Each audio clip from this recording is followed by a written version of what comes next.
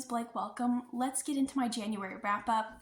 I managed to read 8 books in the month of January. First up, I'm going to talk about a nonfiction work. I don't read nonfiction very often, and I don't rate nonfiction. I actually got this one from NetGalley, so big thank you to NetGalley and the publisher for sending me this one. But I love Taylor Swift's music, and I love poetry. I also love dissecting lyrics. So I saw this when I was waiting at the car dealership, and I thought it would be a fun way to pass the time. And in this book, it is Stars Around My Scars by Ellie McCausland, and this book was written by a literature professor, and she goes through and she selected 46 songs across Taylor Swift's 11 albums, and she kind of goes through the lyrics and the themes and the symbolisms in her work. And I feel like I'm very familiar with Taylor Swift's music from being a longtime listener, so a lot of what I read here wasn't really new, but I did have a really good time with it. I did discover a couple of new things, and I really like that the author, kind of included like a reading list where you could go out and check out a lot of the works that Taylor Swift is referencing in her songs. I also really like the style in which she did this. The author kind of has the song lyrics broken down, and she is doing like an annotated poetry. She has written in like purple pen, across the page, kind of her notes alongside the song, and she circles things and draws arrows to things. And it very much feels like when I was in middle school and I was dissecting songs with my friends. So it was very nostalgic in that way. But if you are a fan of Taylor Swift and you do like lyric breakdowns, I would recommend this one. Next, let's get into my fantasy and science fiction here, starting from my worst read of the month and going to my best. And first I have Bloodguard by C.C. Robson. I did not enjoy this one. I gave it 2 stars. I feel like Red Tower needs to stop lying to me. This is from the Red Tower Publishing Company, the same place that published the Fourth Wing series, and I did enjoy Fourth Wing, but I feel like I have this recurring problem with Red Tower where I feel like their books are unedited or not edited enough for me, and they don't have enough fantasy elements. So that's basically what this boils down to, and I keep getting sucked in because they have these really beautiful covers, and I feel like they market their books really well. But in this book we follow Leith, who is a gladiator. He's fighting in the arena, and he is essentially trying to survive long enough to become a Bloodguard.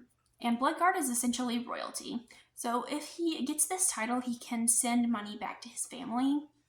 And we also follow Maeve, who is an elven princess, and she has lost her title and her standing because of her family, and she wants to get it back. But in order to do so, she has to get married. So she and Leith kind of make this agreement. She's like, hey, you marry me when you become Bloodguard, and I'll get to keep my royal standing, and you can send all the money you want back to your family. Unlimited stores from the treasury. And Leith thinks this is a pretty good deal, so they make this agreement. And that's kind of where the story takes off. And I feel like, sadly, this story never really got off the ground.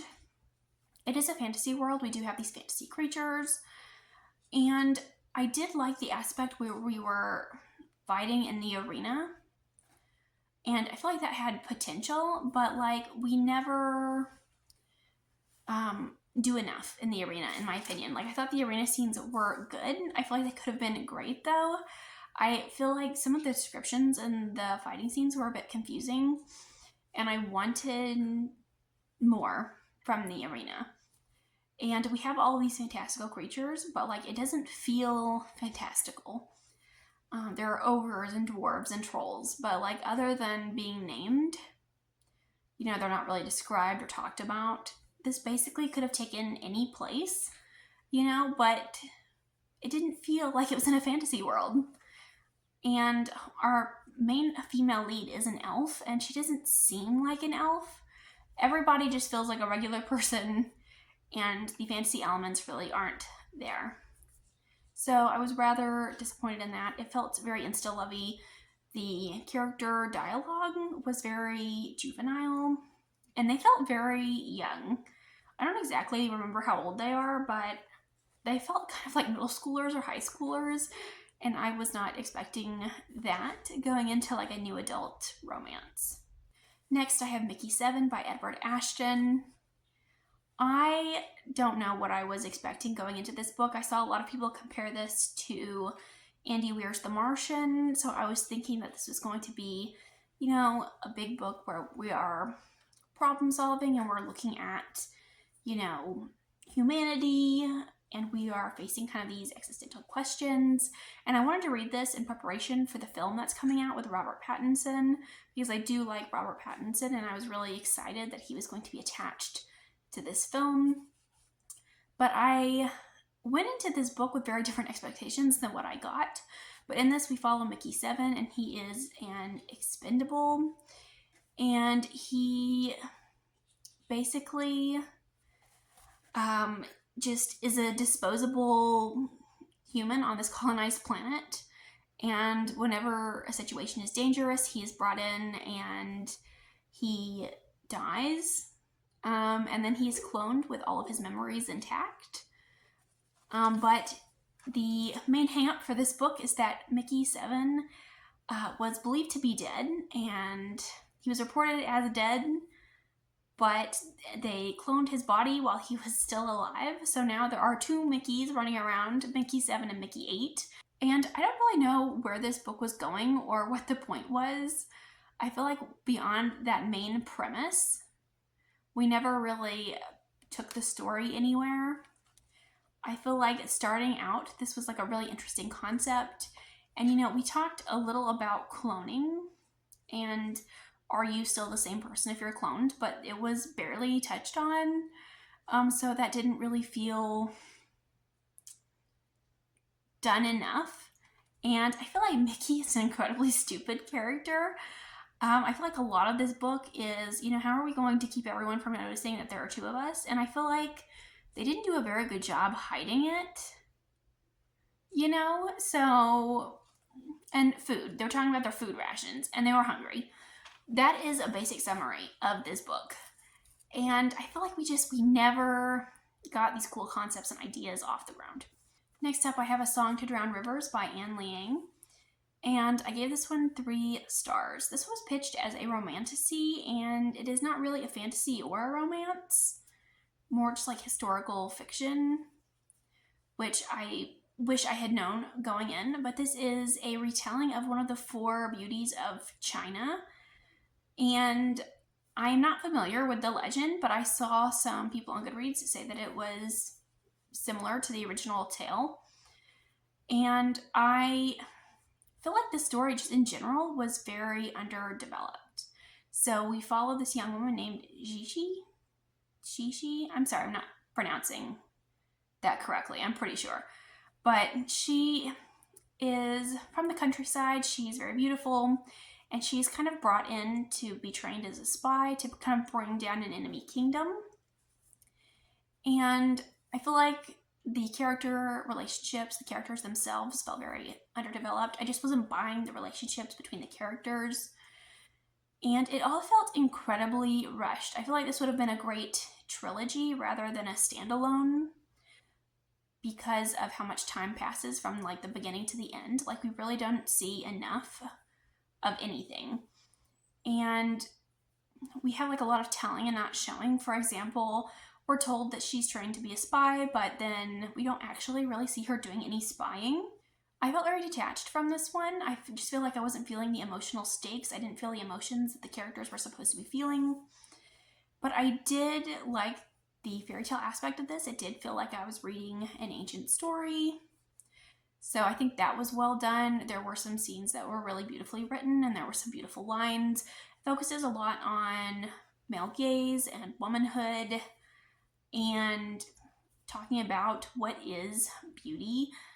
So like those themes were kind of present in the story, and I did like those. I also really liked the ending. It went in a way that I was not expecting, so I did like that aspect as well. Next, I have The Twisted Ones by T. Kingfisher. This is a horror novel, and we are following this young woman named Mouse, and her grandparents have recently passed away, and her grandmother was a hoarder, and she has to go to North Carolina with her dog and kind of stay in her grandparents' house and clean up after them so that she can sell the house.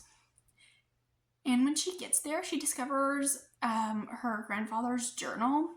And at first, they kind of seem like, the rantings of a madman, but then some creepy things start happening around the house. And she starts to really read into this journal and discover that something might be out in the woods. So I feel like this book had a great start. I feel like I was very interested in kind of the horror aspect, the mystery of it all. I love that we're following this girl and her dog Bongo. I loved the dog. If you're a fan of dogs, I think that it's worth reading just for this girl and her dog. But then once we kind of have the horror elements revealed, I feel like it wasn't as interesting. I feel like I wasn't as excited.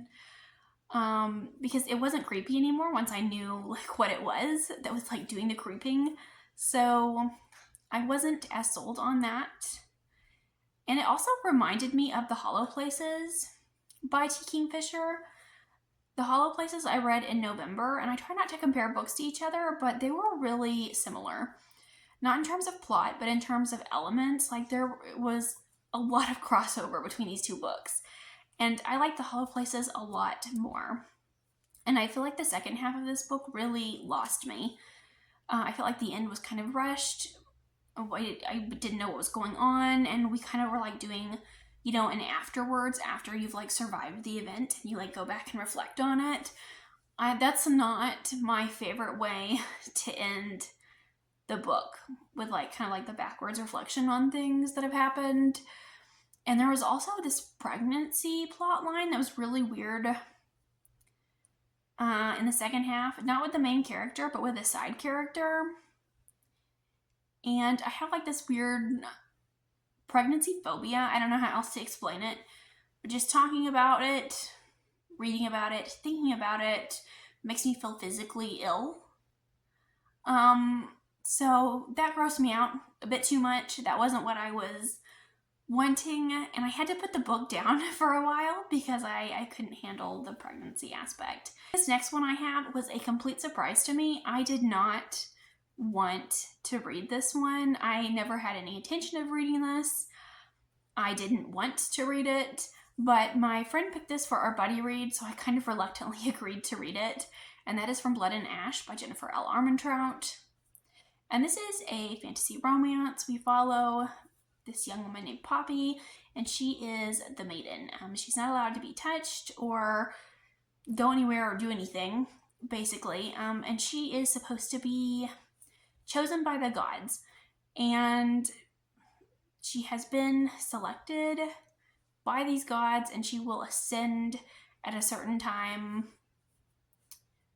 for reasons that I'm still not really sure about. But anyways, I did have a really fun time reading this one. I loved the kind of the lore and the world building in this. We have a lot of creatures that are reminiscent of vampires and werewolves. We have like these corrupted beings that are called Craven. And it was just a lot of fun to read. I will say this book is slow. It takes a while to get to the main point. Like 70% of the way through. It kind of just feels very monotonous up to that point, but then things kind of start to happen. And the character thoughts and dialogue is really repetitive. And Poppy doesn't really know anything about her own kingdom. And we're not really told anything. Like, she doesn't know why she's been chosen. She doesn't know what being ascended means. She doesn't know what happens when you ascend. So there are like a lot of things that we don't know and our main character doesn't know. But like I had a really great time reading this, and I loved buddy reading this with my friend. I don't think it would have been as exciting if I was just reading this by myself. But we were just having a lot of discussions, and we had like a lot of theories, and we were making a lot of predictions, and we were like, I think that guy's a bad guy. Or we're like, I think these people are lying.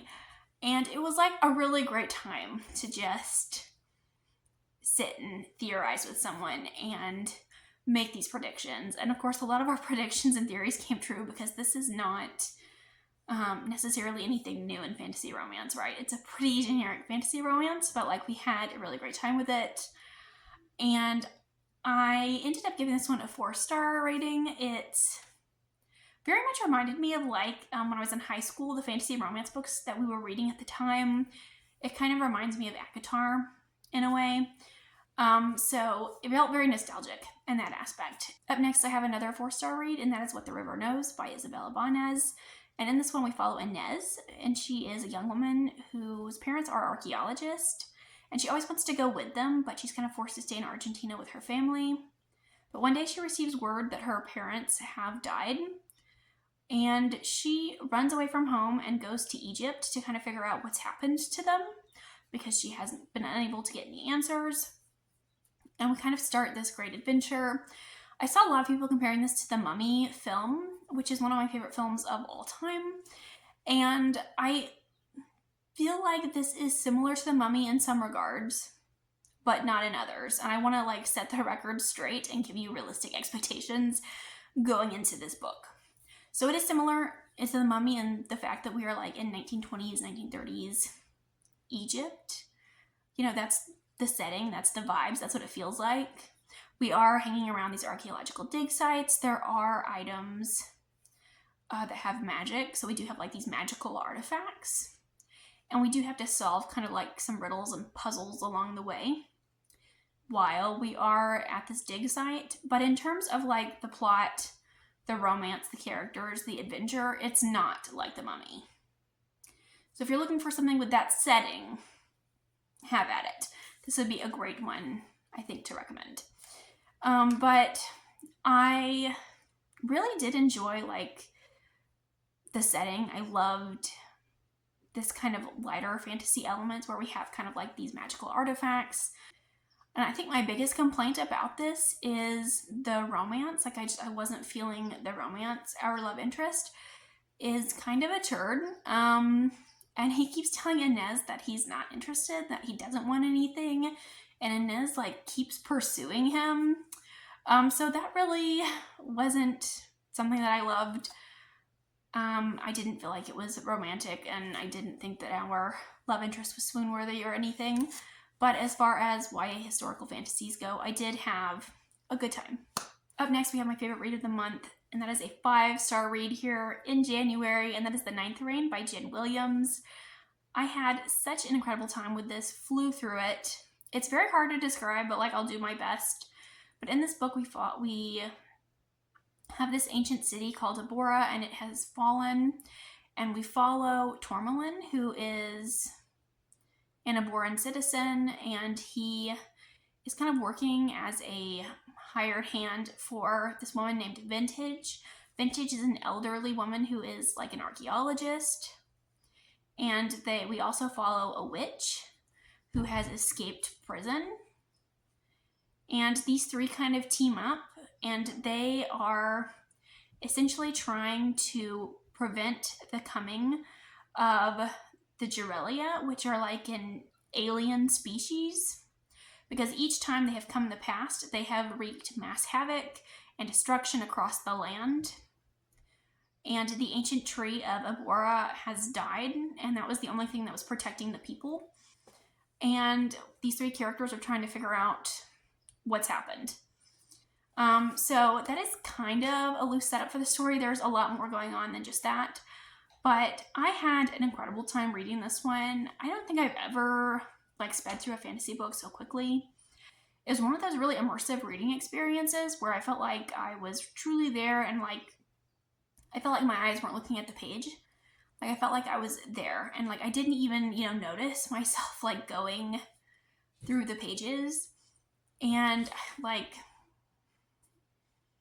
the world building and the magic system in this are just incredible.